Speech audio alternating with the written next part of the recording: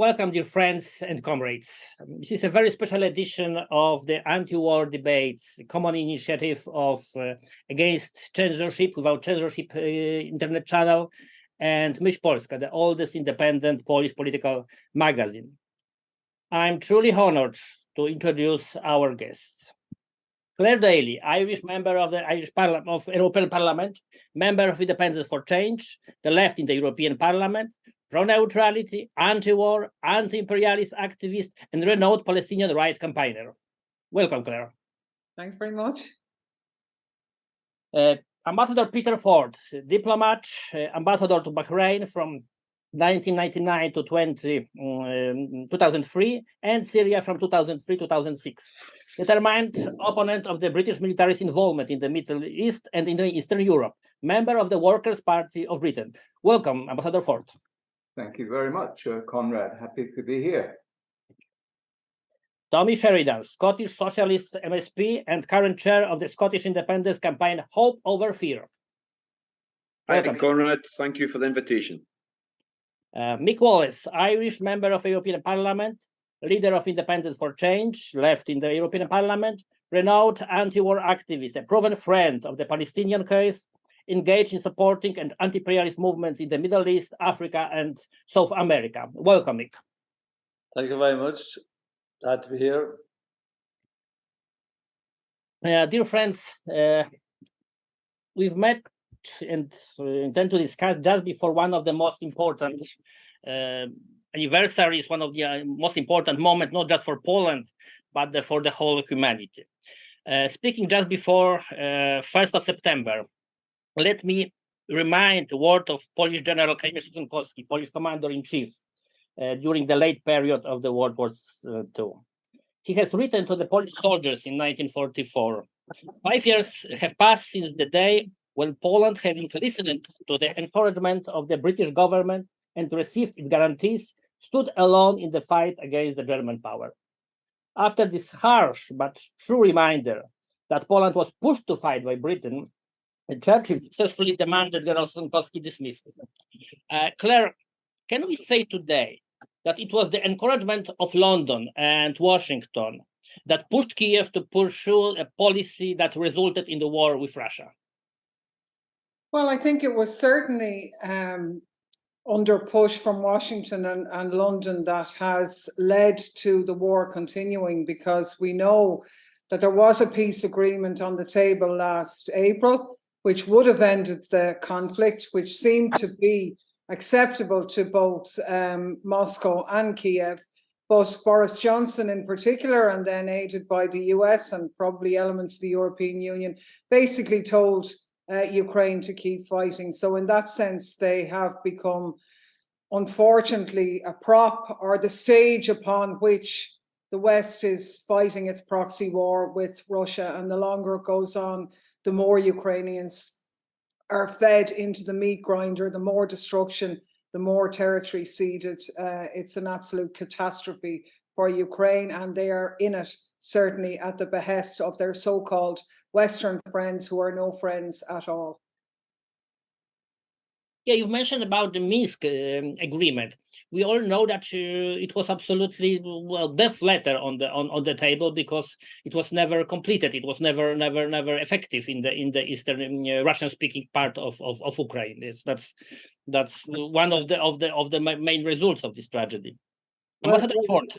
Yeah, good, Clare. Yeah. No, I was just going to say, even after the war had started in April, that agreement was there, where in return for Ukrainian neutrality and non-NATO membership, Russia would withdraw to the pre-February, and there was a roadmap, if you like, for how the territories in the Donbass and that would be sorted, but that was given up.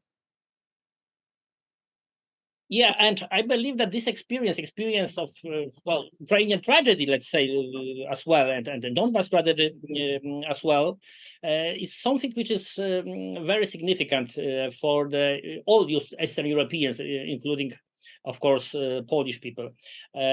Ambassador Ford, UK and USA together evidently try to involve Poland and Baltic states into the Ukrainian conflict. We all know that British Army trains and teaches Ukrainian military forces and also so-called volunteer battalions, including Nazi ones. Washington, London, unfortunately also Warsaw, sent tons of weapons and ammunition to Kiev. Do you think that such provocations could succeed and lead to the down of what we all scared the most, or to the World War III? Well, it's clear that US and UK policies are failing, and indeed never stood a chance of succeeding. From the beginning, policymakers in London and Washington were dreaming, were taking their wishes for reality. But of course, they were never likely to pay the full price. It was always going to be the Ukrainians who were thrown into that meat grinder. And therefore, running a high-risk policy was not actually high risk for London or Washington. And indeed, in domestic political terms, the policy which had been pursued by the British government has, I'm very sorry to say, been very successful in terms of popularity, with total command of the media, and no opposition from the official opposition. The British government has been able to pursue what has been undoubtedly a very popular policy, uncontested. And this is a result of the collapse of the British left. The British left has moved now to the right.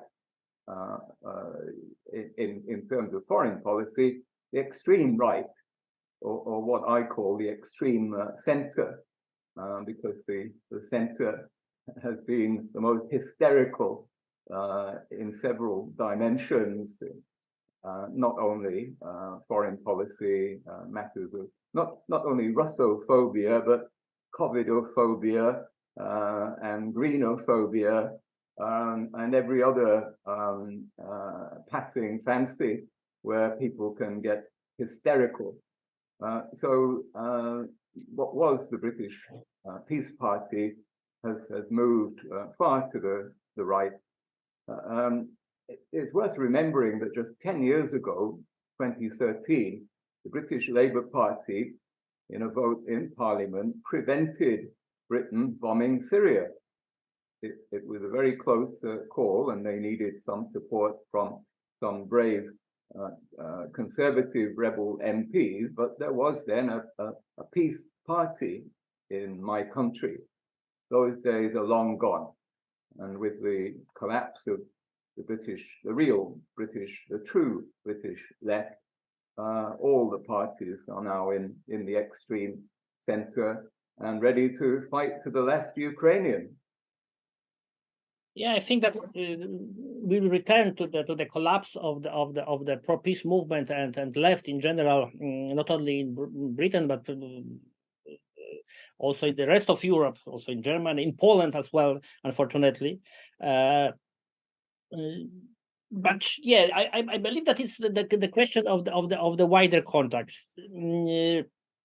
Mick, if I can speak to the Mick Wallace, you observed tragic results of a lot of imperialist aggression, all over the world, in the Middle East, in Africa.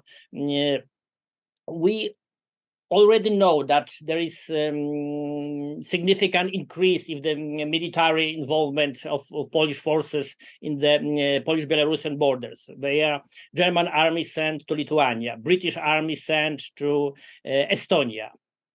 Do you find that it's possible to, that is the first step to the full-scale war in Europe? And how do you think, is it how it fit to the global context of the conflicts, imperialist conflicts in Africa, imperialist conflict in South Asia, in escalation in relations between America and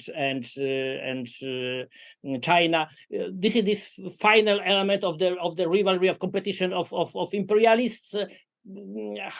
How we can evaluate this global situation in context of Ukraine crisis? Yeah, I suppose to put it in context, back in 1960, when Eisenhower was going out of power in America, he addressed the worry and concern about the build-up of what he described, probably the first time the term was used, but he described it as the military-industrial complex that the US were developing at an enormous rate, and at a rate that the entity was probably becoming more powerful than anybody was going to be able to control. Now, obviously, since then, we have seen a lot of military activity from the US. They have over 800 military bases worldwide. Since the Second World War, they've dropped more bombs every year than every other country put together. They have, there's a certain elite element in the US that has a business interest in promoting war. Now, with regard to the wars that the US promote, you would have noticed that there's none of them on their land. So they're not quite as mad a risk to them as, for example, the present war is to Europe. Now, sadly, the Europeans have walked into this with their eyes closed. They don't seem to have thought out the consequences. They haven't thought about where this could go. I mean, we only had a debate at Foreign Affairs Committee on the refunding of Ukraine, and pretty shocked to hear some of the debate that took place and how unreasonable so much of it still is. There's still, I mean, you have people still saying that it's good, we must keep pumping arms into Ukraine or Ukraine will lose the war. Now, they're saying that Ukraine has to get back all its territory. Ukraine has to get back Crimea. Well, now, Ukraine are not getting back Crimea without a nuclear war. And has Europe thought about the idea of a nuclear war on the European continent, of a nuclear war? It's like as if they're in denial that it could happen. You mentioned the buildup of troops on the Belarus border and in the Baltic states. They're playing with fire. Now, listen, if you ask me, do I think this is going to escalate into a larger conflict between Russia and the NATO states of Europe and America? My honest opinion is I don't think so. But at the same time, Europe is being totally ridiculous in its approach. It is taking the risk that it could happen. War starts sometimes without being intended. I studied the origins of the First World War in university, and we went through the source papers of what was going on for the months before the war started. And, you know, some people think, well, it was inevitable. Well, actually, it wasn't. Wars aren't necessarily inevitable, but they happen sometimes when you're not careful and you take risks. And risks were taken then, and we're taking them now. And we're putting an awful lot at risk. Now, the American economy, I'd say, is not really suffering from this war. It's working class Ukrainians and working class Russians that are doing the dying. We have politicians in Europe that are not prepared to fight or send their children to fight in the same war that they're promoting. And not only that, but we have a 17% increase in food price in Europe in the last 12 months that is linked to the war. We have European politicians making calls that are not in the interest of their citizens. They're certainly not in the interest of the Ukrainians, who are dying in large numbers. These people, sadly, we don't have listen, I've been saying all my life that politics doesn't really attract intelligent people. And there's an awful lot of a serious lack of strong leadership in Europe at the moment. Merkel wouldn't have liked our politics much, but she was tough, she was strong. I'm not so sure the war would have started if she was still in place. Scholz is weak. And we have a situation at the moment. I mean, there's no point in talking about the Brits. They're becoming almost a failed state. And we're in a situation where Macron probably looks like the strongest of the leaders of the main countries. God help us, because Macron is not impressive. And his speech, which I read from Monday to his ambassadors, is a little bit scary, right? So if he's the best of them, we have a big problem in Europe. And at the European institution level, von der Leyen has been a dangerous little individual. Borrell and Michel are just weak, but von der Leyen is actually a little bit dangerous. So we're at a time where leadership is in good leadership, strong leadership is in short supply, and we have politicians making decisions that actually don't impact on their lives very much, but are doing detrimental damage to many others. And as you said, putting a lot at risk in terms of the potential of things escalating. Yes, I believe that speaking about some kind of crisis of Europe, solidarity, European solidarity, European leadership is a very important aspect. As you know, I was in Ireland to listen your triple lock debate, neutrality debate, and well, I think that one of the few positives of that, it was that we could hear from the independent, of course, side, so many details about militarization of Europe. I believe that not everyone in European Union is even aware how militarized this structure became, since the especially Lisbon Treaty and all these joining initiatives with NATO, with Western European Union. That's very important, and some kind hidden information which is not fully known, also for Polish, well, mostly still euro enthusiastic audience. So it's a very important element to remind about that. But speaking about the great Europe, we're speaking about the even of each country separately as well, because Tommy Sheridan, you are one of the most famous pro-independence activists in Scotland. And, well, I believe, as being a Pole living in Scotland as well, I find it kind of, well, paradox that the Westminster government is so determined in supporting something they call Ukrainian independence, and in the same time they provide evidently imperialist and neo-colonial policy also towards Scotland and to any other countries, especially former colonies, and also toward Eastern European countries. As a Scottish pro-independence socialist activist, how do you recognize situation in Ukraine, considering rights of minorities, rights of Russian language-speaking majority of the east of Ukraine? How do you find the situation of the these former eastern regions of Ukraine who voted for independence, like Donetsk, like the old Donbass, like previously Crimea, like Ruthenia, and other who supported federation or even pro-independence there? You are like Westminster like to say separatist. How do you think? So what do you think about the separatism there? Conrad, thanks very much for the invitation, and it's a pleasure to share a platform, particularly with Clare and Mick. I don't know Peter well, but I admire the work of Mick and Clare in the European Parliament, a den of iniquity, but they shine the light of basic human solidarity whenever they can, and it is very, very welcome.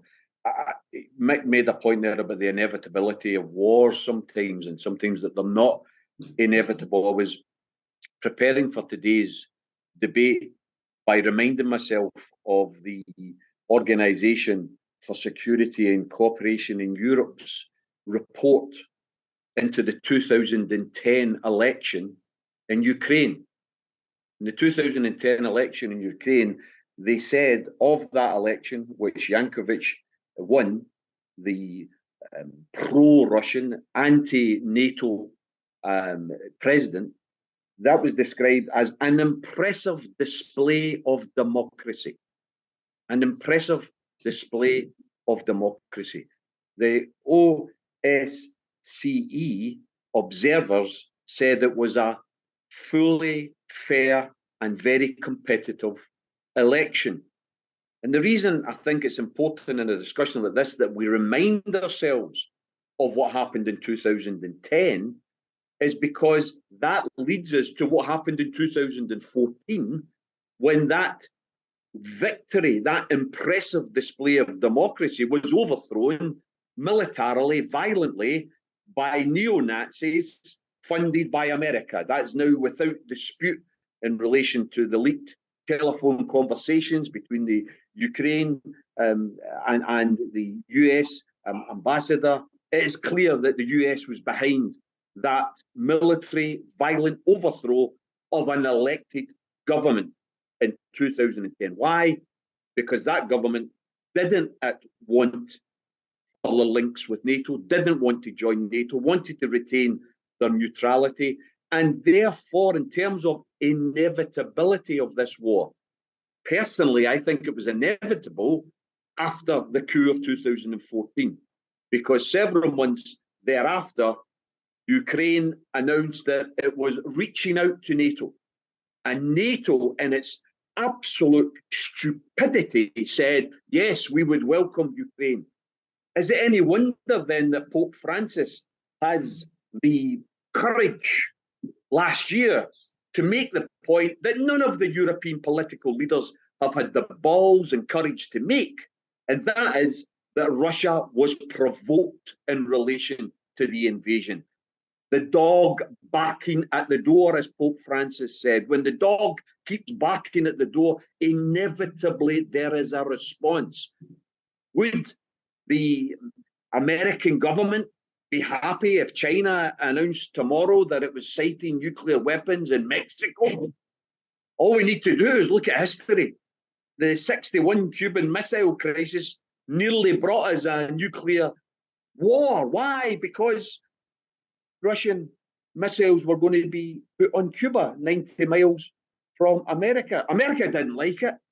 So why should Russia be prepared to accept its neighbour having NATO nuclear weapons within its territory? Quite frankly, Conrad, that's what, in my opinion, made the war inevitable. There was no way that Russia could allow its sovereignty to be so endangered. And it is horrible for a socialist like myself, who is completely and utterly anti-war, particularly anti-nuclear weapons, and the whole idea of military might. I hate it, because the only people that ever suffer are working class people. That's the ones who die in wars. We know that. We know that from experience. But I have to tell you, if I was Vladimir Putin in the similar situation, quite frankly, what else would you do but to invade, to try and defend your sovereignty? So in many respects, I think this war has been made inevitable by the actions of NATO, led, of course, by the United States of America. And I have to say, Conrad, that I think they have miscalculated.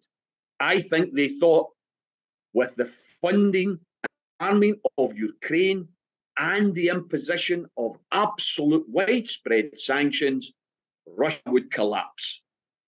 And what has happened is China, India, Brazil, Argentina, other countries across the planet have said, sorry, we don't want part of your imperialist expansion. We're no longer willing to nod to whatever America says. I think there's a reconfiguration of the world going on before our very eyes right now. I think the recent BRICS conference just last week there in Egypt indicated that I think almost a third of the global output is now going to be part of the BRICS organization and moving away from NATO and NATO-inspired economic cooperation. So, Conrad, I think there's a lot of things going on in the world. The most tragic thing is the loss of Ukrainian soldiers, Ukrainian citizens. It is absolutely terrible.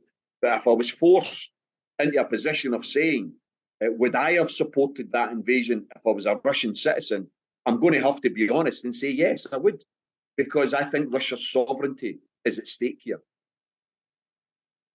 Yeah, well, I totally agree. I would say that, well, I've worked in Ukraine for many years. I worked for Polish self-government in the eastern Poland. I have a lot of friends in Ukraine. I was journalist in Ukraine as well. And now in TV news, I recognize the places I know with all these, bombs and rockets on that, prepared to war, preparing thousands and millions of innocent people for death.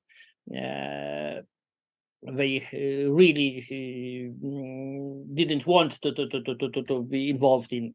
It's absolutely tragedy, but I believe that a lot of Polish families also remember so-called Cuban crisis in the 60s, and we older of us remember perfectly that it has begun not with Soviet involvement in Cuba, but in American involvement in Turkey, and American missiles in Turkey, just in the range of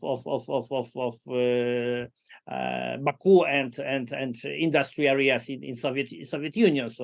So it's always some imperialist actions in the one step before, and we have to remember about it. Speak about provocations. I would say that considering all these threats we are talking about, understanding the risk we are playing with, or our governments are playing with. Let's talk about possible solutions, if you can, of course, imagine any. As I mentioned a couple of weeks ago, I was in Ireland to hear a debate about neutrality, and I'd like to ask. First is the question to Mick, but of course I ask you all to join.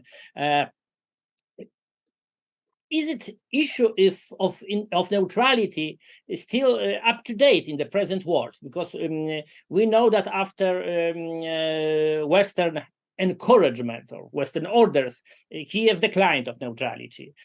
Finland has joined NATO. Ireland is pushed to NATO. Sweden applied to NATO. Is it still place for some kind of non-alignment international movement, some kind of pro-neutrality coalition, some kind of the new Bandung spirit? Is it still possible? Mick, what do you think? Yes, it's difficult, right? When the non-aligned movement was started at the beginning of the 60s, it seemed like a real powerful opportunity to do things different, but it was quashed, and there hasn't really. It was quashed more by the Americans than by anybody else. They didn't want this to happen, and there hasn't really been a serious effort to get it back on track. But there's no doubt about it. The potential lies there for it. And you have countries like Brazil, you have African countries, Latin American countries in particular, who are eager to develop the idea. Now, you were talking earlier there about the BRICS summit last week. Now, I mean, could the BRICS entity lead towards that? It could play a role. Now, most people will probably just see the BRICS thing as that's the China camp, that's the Russia camp. But if you look at the countries that they're eager to bring in, they very much focused on economic unity rather than political unity in the selection of new countries. For example, bringing in Argentina, bringing in Ethiopia and Egypt. I mean, these countries have strong relationships with the Western powers. And and they were prepared to join the BRICS, and the BRICS were prepared to take them in. I suppose the big question is, can China be a sort of a neutral player, even though the fact that is becoming incredibly powerful? It will probably be the largest economy in the world within 10 years. And what will it be like when it's number one? Well, we don't know that yet because it hasn't happened, right? We like to think that China will not be aggressive, that they will not be expansionist. Traditionally, in their history, they haven't been expansionist, and you'd like to think that they won't be. But whether they can actually, despite being very powerful, whether they can play that role where they could actually help the non-aligned movement to grow is a challenge, right? But there's been an awful lot of damage done, in particular since the end of the Second World War.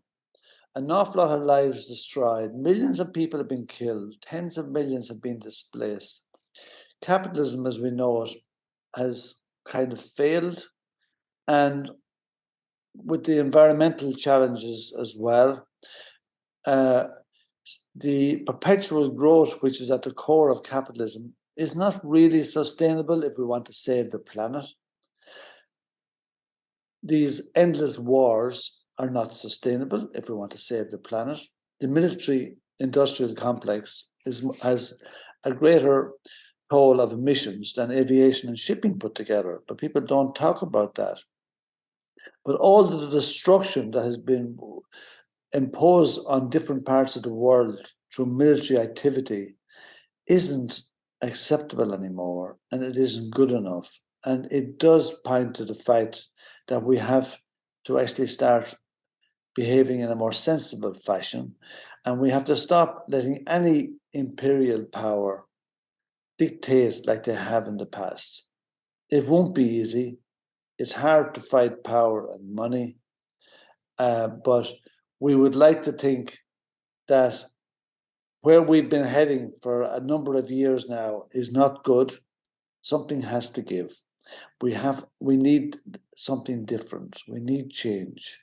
And we need governments to realign themselves, and they need to start prioritizing the interests of their citizens rather than perpetually prioritizing the interest of big business, because that hasn't been happening.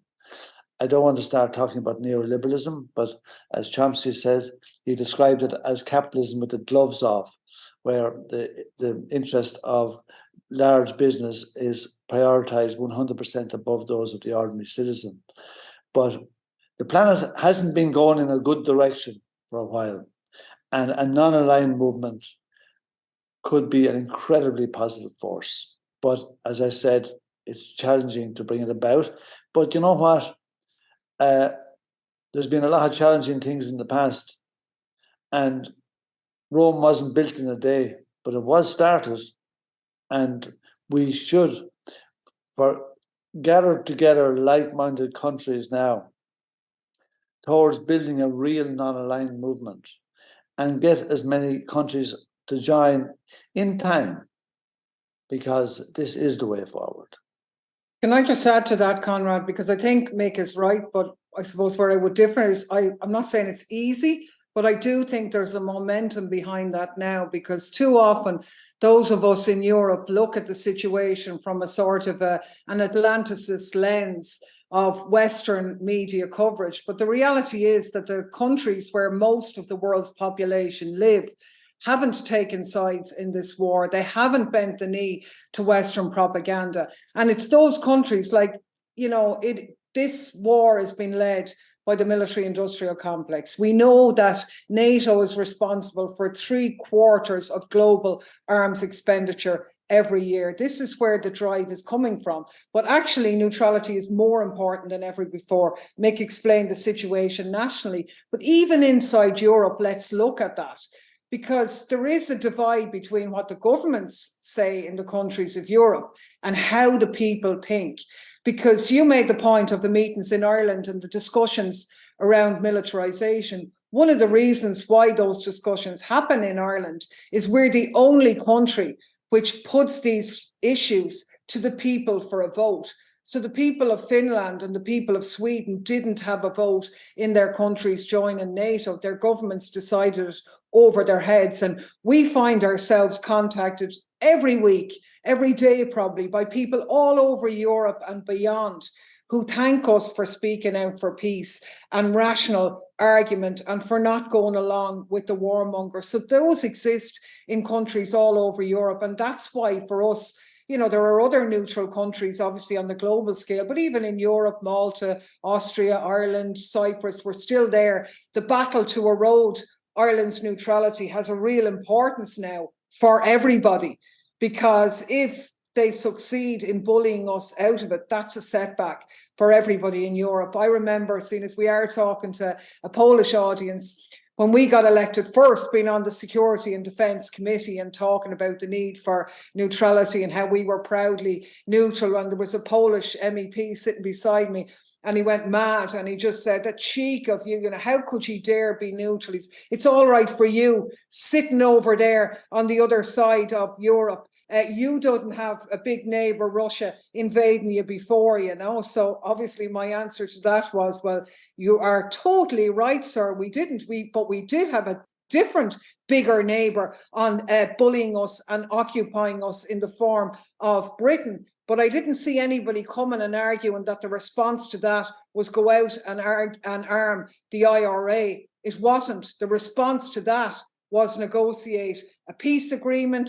And there's an irony in this, and it relates to the question you asked Tommy earlier, that those who are saying they want to defend Ukrainian sovereignty and so on don't care about Scottish sovereignty or other sovereignty in other areas. But ironically, they're the same people who are saying that Ukraine has to reclaim every ounce of its territory, including Crimea, are the same people who say that the Northern Ireland Peace Agreement is historic.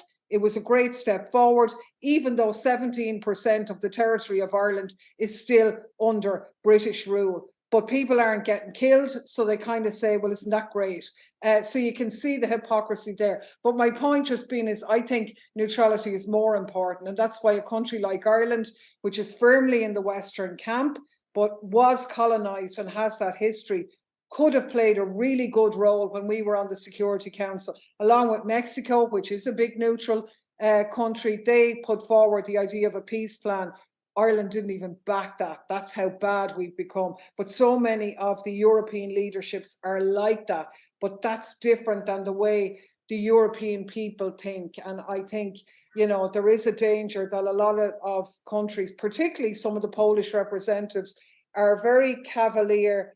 They're very, I don't know, naive in terms of their saber rattling against Russia. They're doing it nicely, sitting in the comfort of their sort of cocoon in Brussels. They won't be going out losing their lives in an aggravated conflict. So I think neutrality is more important now.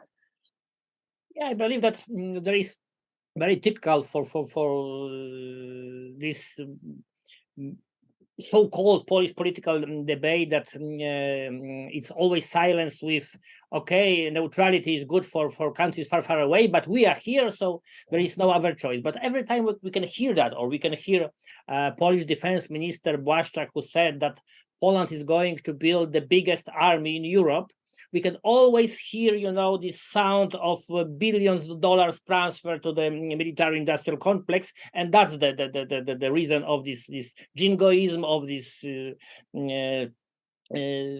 pretending patriotism of our leaderships, and that's the same problem, very common in the not only for the Eastern Europe.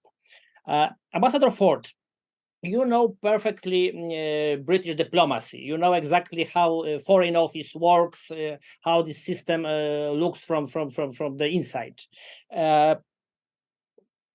We know already that Mr. Martin Harris has been appointed His Majesty's ambassador to Ukraine in succession of Dame Melinda Simmons. And well, but apart from that, we know just a wee about this hidden diplomacy of Foreign Office of Westminster of number 10. We know, for example, now that it was Boris Johnson who pushed Zelensky against the peace proposals of Moscow, against some kind of negotiation in Istanbul. Do you think that especially British activity could prevent any kind of diplomatic solution in Ukraine? Yes, the role of Britain can only be negative. I'm sorry to say, but that it has been the truth so far, and it will remain the truth for the foreseeable future.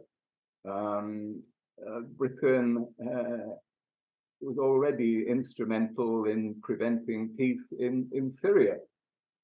Boris Johnson intervened very early after Trump was first elected. He went to Washington to persuade Trump not to withdraw US troops from Syria as Trump was intending. And we're seeing the same thing playing over again with Ukraine. Now, maybe it won't work a second time. I don't think Britain will have much influence on Trump Mark II. On the contrary, I think Trump Mark II is pretty anti-British by now.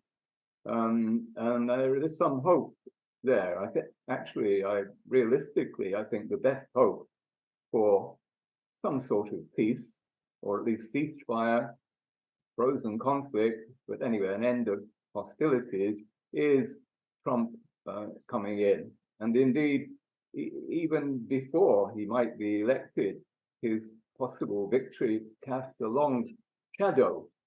Biden has to take into account that Trump's Ukraine policy of distancing himself and taking America out of the conflict is quite popular in America.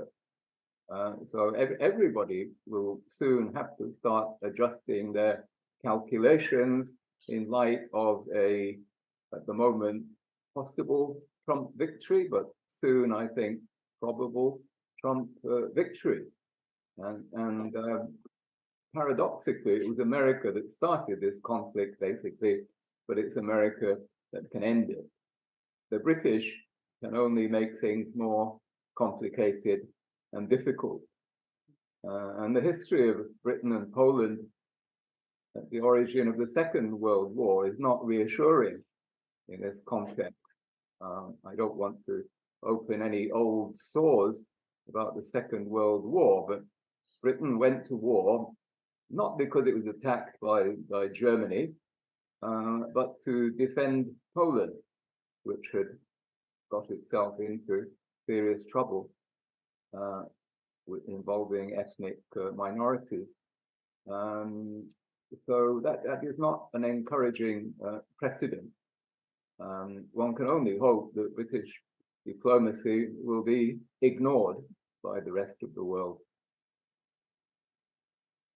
Yeah, I believe that your also Syrian experience is very important to understand Ukrainian crisis, because it's another example when we hear about fighting for peace, which only increase the war threat for the country involved. Just to keep it further, you are very critical for the British diplomacy activity in the Syrian crisis. Do you find the same processes, the same mechanisms within British policy towards Ukraine? Absolutely, and in the Syria conflict, a big part of the explanation for Britain's attitude has been Russophobia, because the Syrian government was forced to ally itself with Russia when it was desperate, when the forces of ISIS were at the gates of Damascus. That Russian help was crucial. Britain never forgive Syria for being close to Russia, and in a way, Syria is paying the price for its alliance with Russia. Indeed, the Syrian conflict was like a preparation for the Ukraine conflict. You saw the same lineup of opposing forces, basically, the same use of proxies. So in Syria, the Western powers were using jihadi militias and Kurdish separatist militias. And of course, in Ukraine, they're using the Ukrainian armed forces as their proxies. So many parallels, down to the technical level, the use of propaganda, the use of fake news, and the creation of a monolithic narrative in the mainstream media. The Western powers, particularly Britain, honed their media manipulation skills in the Syria conflict, in particular through the use of the state broadcaster, the BBC, which is the main cheerleader for the conflict, or Britain's role in the conflict in Ukraine as well as Syria. So many parallels, all pretty nefast, unfortunate. I believe that we also experience element of this not only black PR but directly censorship in Poland. Our independent newspapers like Polska Magazine are under censorship of political police in Poland. Our independent channels are blocked. And we are still under threat of arrests and other kind of like European Parliament like to say illiberal practices. It's not illiberal practices, it's authoritarianism. It's not Atlantist, not authoritarianism. Tommy, you are also a veteran of anti-war activity. Are you able to explain what has happened to the anti-war movement in Scotland, in England, in the whole Europe? What has happened with people who gathered against the Iraqi war, who previously protested in Faslane, in Greenham, in Menwith Hill? What has happened with Greenpeace, now sponsored by military corporations? What has happened with Greens, which in Scotland and in England and in Germany, of course, just transfer themselves to the pro-NATO, pro-imperialist position? What has happened to the anti-war movement? Is these people forgotten about the war treaty? You know, Conrad, Mick earlier on pointed to the crisis of leadership within the movement in the West, and I would similarly reflect that Western politics at the superficial level of mainstream politics is utterly barren. Peter talked earlier about the Peace Party, and I know the point he was making, but you would have to make the point further that so-called Peace Party, i.e. the Labour Party, which used to be held up as the alternative party in the UK, was the party that took us into Iraq on a prospectus of lies and deceit. It was the party that quite clearly has been behind the scenes promoting and supporting and mimicking everything the Tories have said in relation to Ukraine. Where are the voices of the left? As Peter raised that point, where are the voices of the left standing up in Parliament and saying categorically This is a NATO-provoked war. They have no interest in the sovereignty or interests of Ukraine. Their only interest is first and foremost the promotion of the military-industrial complex, the signing of more and more armaments agreements in order that they can sell more and more weapons, and secondly, to destroy Russia on the basis of improving their economic dominance of the world. As I said earlier, I think it's backfired. I think the fact that Russia has, at the very least, if not the support, the neutrality of China, of India, of Brazil, of Argentina. I was looking at the vote, Conrad, the United Nations vote, and the West would always say, oh, look at that's overwhelming. I think it was 135 countries voted to condemn the invasion of Iraq, of Ukraine, and called for Russia to withdraw. But when you study the 35 countries that abstained and the 5 countries that voted against, you'll find that 2/3 of the world's population is actually either opposed to the withdrawal or is neutral on the question. In other words, we get into this Atlantist, Westist approach of we speak for the majority. Everything we say is right because we're the West. I'm afraid we are a minority on the planet now.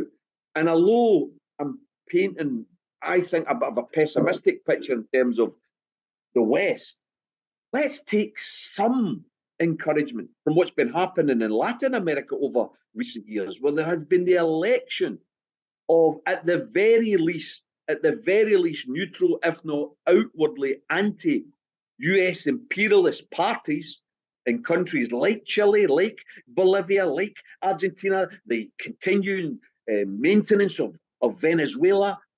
And now, I mean, for goodness sakes, if we didn't have the Ukraine conflict, we would be having a discussion like this, asking ourselves, how is it in West Africa that there have been 4 coups against French neocolonialism in the space of 3 years? French neocolonialism is collapsing before our eyes. So there's a lot of complexity going on in the world. It's not all one direction. I feel, as I said at the very start, that I think there's a world reconfiguration taking place, and that inevitably leads to many conflicts, many consequences, not all of which that we can control. But we, those of us who believe in fundamental socialist principles, we have to always refer to what is in the interest of the class that we come from and the class that we try and represent, the working classes. And war is never the solution for working class people, because war only means one set of working class people killing another set of working class. That's all war is. So we have a duty in each of our countries to continually oppose war and be part of the anti-war movement, no doubt about it. But don't let anybody say being anti-war means you're pro-Ukrainian, because I'm not pro-Ukrainian. I am in despair at the number of accounts on Facebook and elsewhere where you see Ukrainian flags, because the whole media campaign was to be sympathetic towards Ukraine without any analysis of the fact that this war hasn't started February 22. It started 9 years ago in 2014. It started and was going on for 8 years with a loss of 14,000 people in the eastern part, the Russian-speaking part of Ukraine. No one explains that context, that essential history to what has actually happened in relation to this conflict. We have a duty to do that. We have a duty to highlight that the Western media was stories about the neo-Nazis in the Ukraine government and army prior to last year, but those stories have been dropped somehow or other. The neo-Nazi problem seems to have disappeared. It's remarkable. Yet we have to have the courage and the tenacity to keep raising these things. And I think Clare is absolutely right when she talks about not being taken in by the fact that the countries of the West announce things. We don't get the vote on whether we support the Ukraine war. Nobody said the vote on whether we support Ukraine in the war. It's just been taken for granted. Well, I'm afraid that should not be taken for granted. We have to demand more debate, more discussion, informed debate and discussion about the real consequences and the real background and context to this conflict. Well, I would say that even from my own life experience, if anyone could call themselves pro-Ukrainian, I proved with my life that I help Ukraine with humanitarian pomoc, help with humanitarian and supporting democracy in Ukraine as well. And I can say that, yes, I am pro-Ukrainian. That's why I want to this war to stop.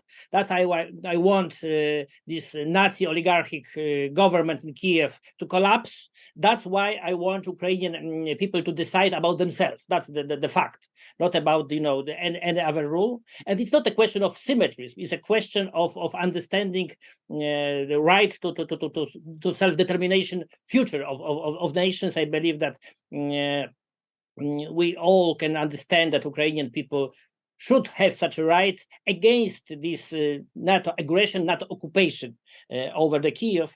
But I said that it's very sad when you observe these Ukrainian flags over government buildings in London, on the Foreign Office and Defense Ministry. I saw that in Dublin. I saw that in Hollywood as well, unfortunately. And of course, there are a lot of them in Warsaw because they're not so symbol of Ukrainian resistance. It's a symbols of Ukrainian tragedy, tragedy of the nation who is under Atlantic occupation. That's what we have to say.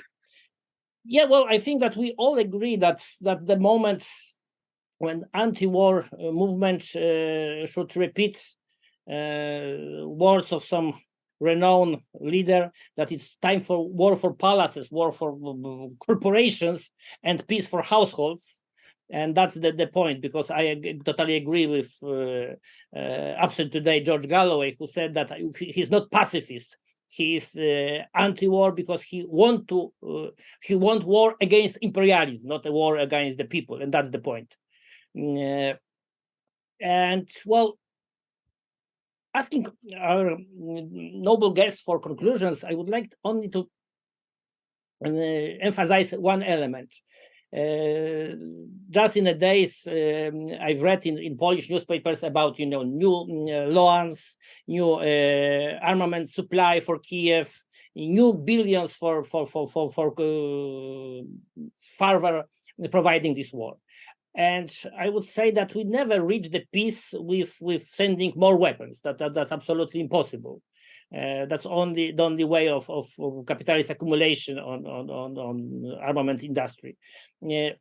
Asking her for conclusions, asking her maybe for something optimistic, if it's possible to say anything optimistic about this tragedy in Ukraine. Do you think that can we, from our positions, living in our countries, living in Ireland, in Scotland, in England, in Poland, can we do as activists, as journalists, as politicians, as ordinary people, to do something to stop this war, to stop this tragedy, to prevent World War III? Is anything possible? Mick, what do you think? Yeah, listen, the issue was touched on there by Tommy. As early as last summer, when the war was only a little over 4 months old, the European Council for Foreign Relations ran a survey across 10 of the main countries in Europe. And one of the main questions they asked was, do you think we should continue to punish Russia, or should we look for peace? 12 months ago, over 12 months ago now, over 70% of the people of Europe voted for peace. That figure reached 80% within 2 or 3 months. So what you had 80% of the people of Europe wanting peace, not wanting war. But we had 80% of the MEPs in the European Parliament wanting war. Clare and myself twice put in an amendment to the resolution on Ukraine and Russian war in the plenary in Strasbourg. And our amendment to the resolution called for the EU to maximize its potential to bring about peace, bring about dialogue and diplomacy with a view to ending the war. 80% of the MEPs have voted against it. Now think about that. And yet we had 80% of the people not wanting war. The politicians don't represent the citizens, and they rarely have, probably never. And they certainly don't now. How do we make things better? We have a mainstream media that's complicit with the imperials. They're complicit with the NATO project in Europe. A lot of them have been bought at this stage. It's a big problem. But yet, the general public don't believe everything that they're telling them. Otherwise, 80% of them wouldn't have chosen peace rather than continuing to punish Russia as their choice. We need to tap in to the people more. We have to stop putting so much focus on the institutions and on the political individuals who are not showing any appetite to fix things and make things better. They are not showing any concern for the lives of Ukrainians that are dying in massive numbers, or the Russians for that matter. We need, the people feel different about these things. The people don't want war, and they know war is stupid and it doesn't fix anything. And we've got to mobilize the people more to pressure the decision makers into copping onto themselves and bringing some common sense to the equation.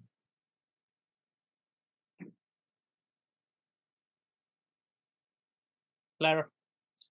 Yeah, I mean, you're right in that the response of the European establishment and the US so far has been to say that their response is more arms, keep the war going and all the rest of it, and we'll help rebuild Ukraine and all this kind of stuff. Now, sadly, the price of that is going to be borne by the taxpayers of Europe, who are not going to buy it, quite frankly. And that's not because they don't have solidarity with the people of Ukraine, because you're totally right, they do. And they've shown that dramatically so by welcoming so many refugees, as they should. But I think, you know, for all the talk, this isn't standing with Ukraine, because they're not giving them grants, they're giving them loans, which are going to be bled out of whatever population remains inside Ukraine. So that is a bad vision, if you like, of the future. But sadly, out of that brutality, I think already we've seen so many people seeing through the propaganda. And I do think, as many of the panel have said, it's in the hearts and minds of people are not buying this. And that's the embryo, if you like, of my positivity. Because I think we will see elections all across Europe.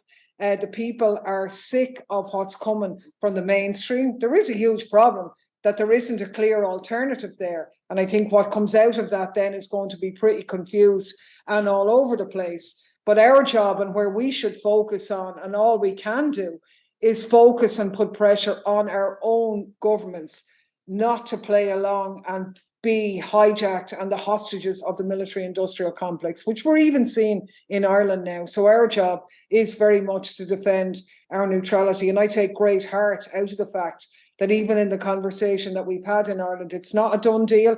I think Peter's point earlier about the role of the media and how this, we all know the truth is the first casualty of war.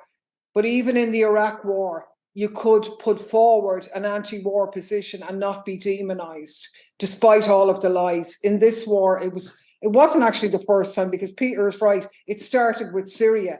that if you tried to have a discussion at all, you were shut down. So most people actually, I think as we do. It's just they've been shut down and they're afraid to speak out. And that's one of the challenges that we have to come across. So I do think that talking to each other like we're doing now, using social media and all of these things are very important, because people certainly don't want their money going on guns and destruction when there's so much dire need out there, even in Europe, not to mind the rest of the world. But the other positivity, of course, is the one we touched on earlier about what's happening in the rest of the world, that they thought this war was going to end Russia and sort of rescue US dominance. It won't. It's actually going to accelerate the decline of US empire, which was already underway. And the alternatives to that we're beginning to see. Yeah. Ambassador Ford, may Mr. Sunak take back cavalry? Is it possible? Well, to be honest, I think the only real hope comes from across the Atlantic, with a second Trump presidency. This would change the weather on war and give a boost to populist trends. I mean, our problem in Europe is that we basically have a set of uni parties. So all the parties are more or less the same, controlled by similar managerial elites.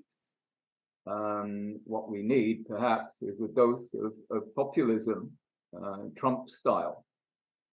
We also need deep cultural change as well. You asked earlier what happened to the Peace Party. Well, they're demonstrating about the environment now. This is encapsulated in the Greenpeace NGO. They used to be green and they were also for peace. They're not for peace anymore. They've been completely seduced by the green part of their mission, and this is where all our young people have gone. The children and grandchildren of the people who sat outside US bases in the 1980s are now marching for the environment. I think there'll have to be deep cultural change for this to move back to concern about issues of war and peace. But in the meanwhile, I'm voting Trump. Yeah, well, I would say that's it's very important. I of course remember this French imperialist attack on the Rainbow Warrior. So I absolutely remember how the peace movement was involved in anti-war movement. It was absolutely the same. It was equal, yeah, to be for environment, so against the wars. That was absolutely fact. And something has changed in these years, unfortunately.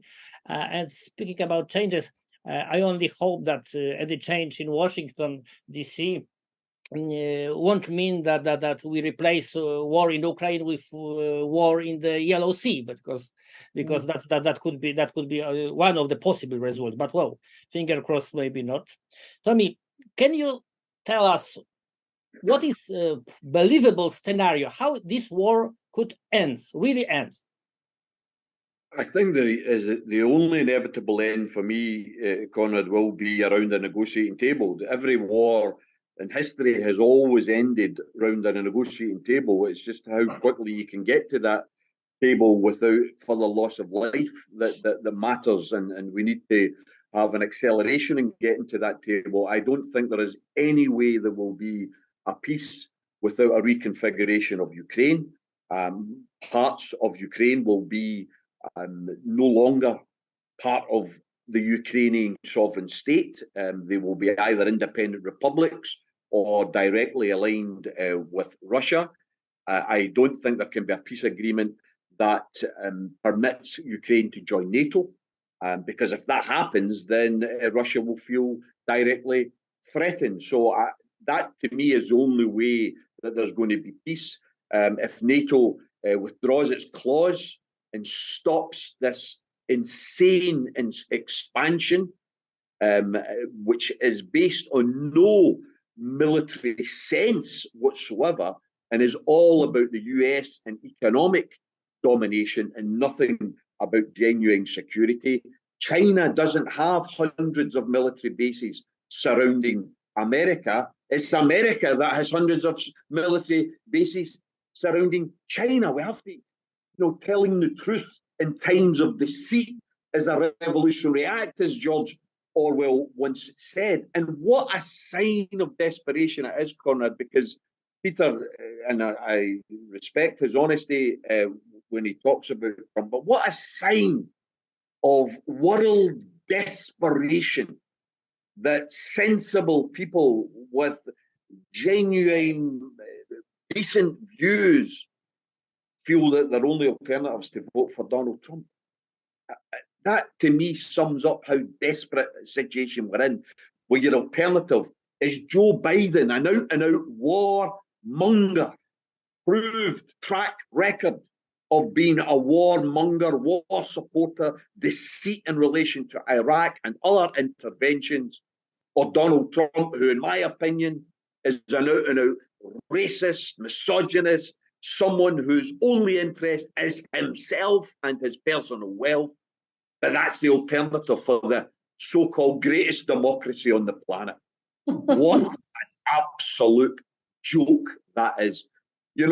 I think Clare and Mick are so important in relation to this point. I want to finish on about telling the truth and speaking truth to power, because, one of their fellow countrymen, Oscar Wilde, in relation to truth, when he was arguing against it ever being plain or simple, made the point that truth is rarely pure and never simple, but it has to be spoken in the corners of power. And that's why what those guys are doing in the European Parliament is so important. And whenever we get the opportunity to share these speeches, we have to do so, because we have to encourage other people out there that there is an alternative that's based on human solidarity. Working class people across the planet linking their hands and saying, no, we don't want more bombs. We want more hospitals.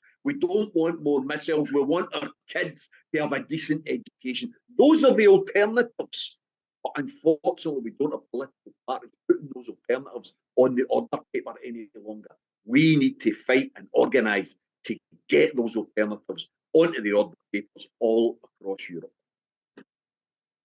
Yeah, I would say that that's the point. And I think that's the moment we all agree that, of course, we know exactly, unfortunately, that there is no business like war business, and that there is always has to be some war with Eurasia or with Australasia, and Oceania has always been at war.